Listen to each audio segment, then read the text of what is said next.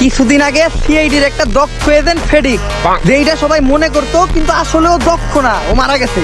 যে কারণে আমরা ওর জায়গায় ওর মতোই একটা অদক্ষ এজেন্ট খুঁজতাছি, যার ভিতর এরকম কিছু গুণ পাওয়া যাবে, সেই হবে সিআইডির নেক্সট এজেন্ট। তাই সবাই সবার গুণ বলো, যার গুণ আমার মনে ধরবো তারাই আমি সিআইডিতে নিব। বলো তোমার স্পেশাল গুণ কি? স্যার আমি রোজা রাখবো, কিন্তু আপনার কাছ থেকে সেহরি ইফতার কোনোটাই করুম না। ওইটা তো আমরা কারো এমনিতেও করাই না, তুই যা।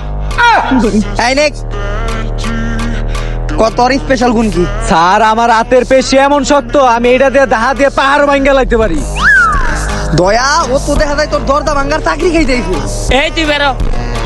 এই নেক্সট, এমন একটা গুণের কথা কই সেইটা শুনলে আমি চাকরি দিতে বাধ্য, যেই গুণ কোন এজেন্টের ভিতরেই নাই।